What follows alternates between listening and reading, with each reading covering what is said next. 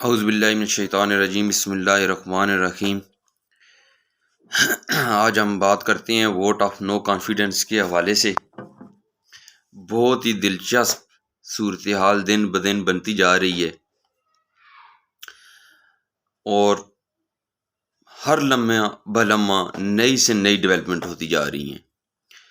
آج کچھ یوں ہوا ہے کہ خیبر پختونخوا کے اندر پیپلز پارٹی کے صوبائی صدر نجم الدین خان صاحب نے پریس کانفرنس کی ہے اور اس میں انہوں نے پی ٹی آئی کے 45 اراکین کی حمایت کا دعویٰ کی ہے اور بہت بڑی پرہجوم انہوں نے پریس کانفرنس کی ہے۔ اس میں ان کے ساتھ عوامی نیشنل پارٹی، مسلم لیگ نون اور جے یو آئی بلوچستان عوامی پارٹی کے بھی 4 اراکین ہیں خیبر پختونخوا میں، ان کی بھی حمایت۔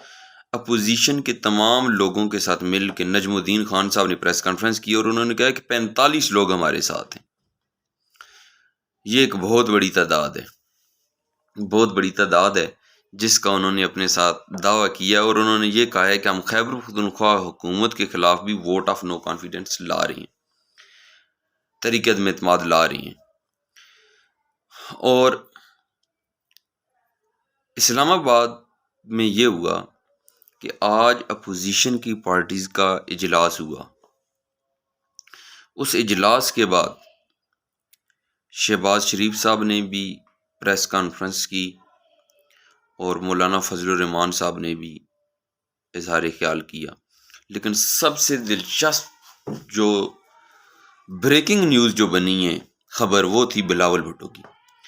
بلاول بھٹو نے کہا کہ اگر منڈے والے دن سوموار کو اسپیکر نے اجلاس نہ بلایا، ووٹ آف تحریک عدم اعتماد کو ٹیبل کے اوپر نہ لایا، تو ہم اسمبلی کے اندر دھرنا دے دیں گے اور پھر ہم دیکھیں گے کہ او آئی سی کا اجلاس کیسے ہوتا ہے۔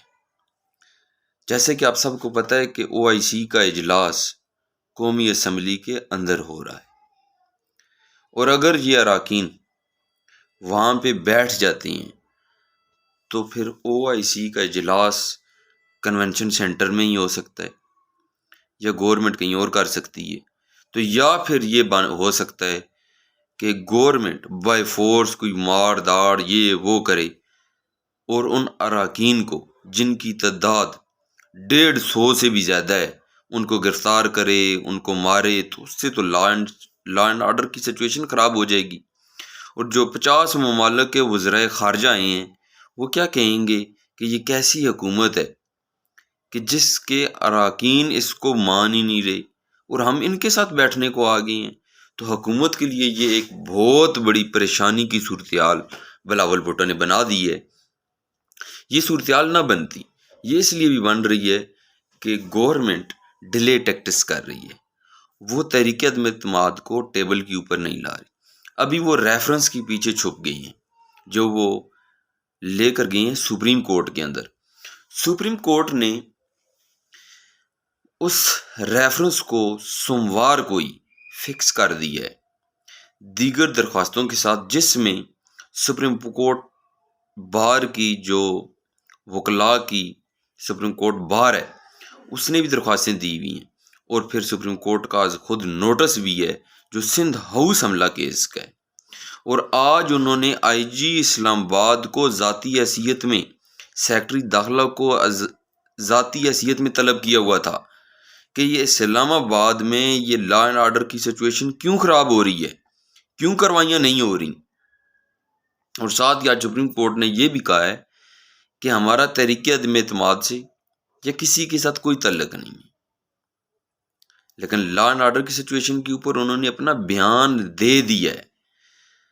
اب اس ساری صورتحال کے اندر ایک اور بات جو وہ یہ تھی کہ سپریم کورٹ بار کے صدر احسن بھون صاحب نے واضح طور پر کل یہ پریس کانفرنس کی ہے اور انہوں نے یہ کہا ہے کہ حکومت کے کسی غیر آئینی اقدام کی سخت مزاحمت کی جائے گی۔ مذمت کا لفظ انہوں نے نہیں استعمال کیا، انہوں نے کہا ہم مزاحمت کریں گے۔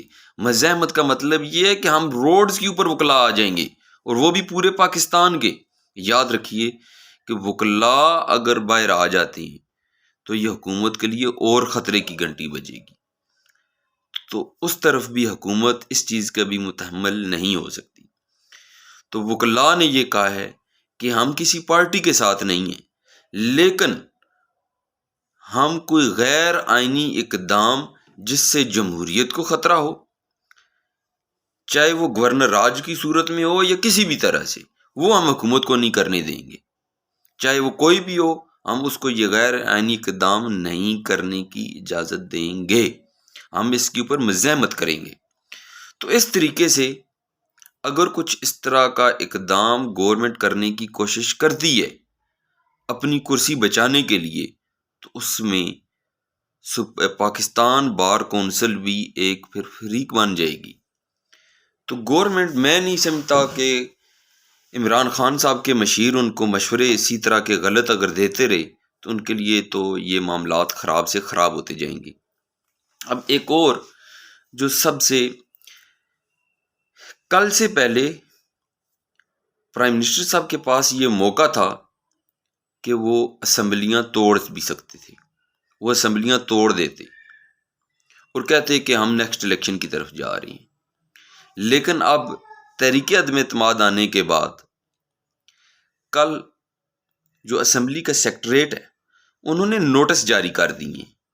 تو آئینی طور پر جب نوٹس جاری ہو جائیں تو پھر پرائم منسٹر تحریک عدم اعتماد آنے کے بعد، نوٹس ہو جانے کے بعد، آئینی طور پر ایز پر کانسٹیٹیوشن وہ اسمبلیاں نہیں توڑ سکتا. پھر یہ ووٹ آف نو کانفیڈنس جو ہوتا ہے، اس کی ووٹنگ پھر ہوتی ہے. تو اب جو مشیر ہیں پرائم منسٹر صاحب کے، وہ پرائم منسٹر صاحب کو ہر طرف سے ایک بند گلی میں لے کر جا رہی ہیں. اور اس بند گلی میں پھر پرائم منسٹر کا گھر جانا ہی بچتا ہوا نظر آ رہا ہے. اور حکومت کیا کر رہی ہے؟ حکومت کے اینڈ پر کیا ہو رہا ہے؟ حکومت کے اینڈ کے اوپر شیخ رشید صاحب دھمکیاں، شہباز گل صاحب دھمکیاں، حماد اظہر صاحب دھمکیاں، اسی طرح اور نان الیکٹڈ پرسن، ایک شیخ رشید صاحب کے علاوہ تمام non elected persons prime minister کے ساتھ کھڑے ہیں، جو نہ الیکشن لڑتے ہیں، نہ ان کا کوئی حلقہ ہے پولیٹیکلی. وہ صرف اپنے 5 سال لگانے کے لیے، اپنے معاملات چلانے کے لیے اس چکر میں کہ بس یہ گورنمنٹ بچ جائے. پرائم منسٹر صاحب کو سوائے شیخ رشید صاحب کے، اور وہ بھی ایک عوامی مسلم لیگ کے ہیں، پی ٹی آئی کے بھی نہیں ہیں، نان الیکٹڈ لوگ ڈیفینس کر رہے ہیں، دفاع کر رہے ہیں. اور وہ بھی کس طرح؟ اپنوں کو بھی دھمکیاں، پرائیوں کو بھی دھمکیاں، اپوزیشن کو بھی دھمکیاں، جس وجہ سے انہوں نے ابھی تک کوئی وائٹل رول ادا نہیں کیا، کوئی برج کا رول ادا نہیں کیا، کسی کے ساتھ بات نہیں کی. تم نہیں چھوڑیں گے، یہ کر دیں گے. تو یہ ابھی تک چلتا رہے. پھر ایک اور چیز وہ یہ ہے کہ آج پرائم منسٹر صاحب نے بھی خطاب کیا ہے. رنگ روڈ کا آج افتتاح ہوا ہے. یہ افتتاح بھی رنگ روڈ کے میرے خیال سے کسی ایریا میں نہیں ہوا، شاید اسلام آباد ہی ہوا ہے، جہاں بھی ہوا ہے لیکن ہو گیا ہے. اس میں پرائم منسٹر صاحب نے آج کچھ الفاظ کہے ہیں جو میں ریپیٹ کرنا چاہوں گا، آپ بھی سن سکتے ہیں. اور آپ سب نے پھر مجھے یہ بتانا ہے کہ کیا یہ والے سیم الفاظ قرآن مجید میں لکھے ہوئے ہیں یا نہیں لکھے ہوئے، تاکہ مجھے بھی پتہ چل سکے کہ یہ والے سیم الفاظ قرآن پاک میں لکھے ہوئے ہیں. اور اگر نہیں لکھے ہوئے تو کیا ہمیں ایسے اپنے پاس سے قرآن پاک کے ساتھ اپنے مطلب کے لیے، اپنی ذات کے لیے، اپنے معاملات چلانے کے لیے، اپنے اقتدار کے لیے قرآن مجید کے پیچھے چھپنا پڑے گا یا چھپنا چاہیے؟ اور کیا یہ وہ لوگ جو کہتے ہیں کہ فلاں چیز بدعت ہے، فلاں چیز بدعت ہے، کیا یہ بدعت نہیں ہے؟ کیا یہ جھوٹ نہیں ہے؟ کیا یہ دغا نہیں ہے کہ جو چیز اللہ پاک نے نہیں فرمائی اور اس کو بھی کہیں کہ ہمیں اللہ نے کہا ہے، تو وہ الفاظ کچھ یوں تھے کہ اللہ نے قرآن میں لکھا ہے کہ لوگوں جب پیسے لے کر گورنمنٹ گرائی جا رہی ہو تو تم پر اللہ فرض کر دیتا ہے کہ تم بتاؤ تم کدھر کھڑے ہو۔ اب میری تمام ان لوگوں سے جو قرآن مجید کا مطالعہ کرتے ہیں، میں ان سے یہ پوچھتا ہوں کہ کیا یہ الفاظ قرآن مجید میں اسی طرح لکھے ہوئے ہیں؟ اور اگر نہیں لکھے ہوئے تو کیا ہمیں سیاست کے معاملے میں ایسے الفاظ سے بچنا نہیں چاہیے؟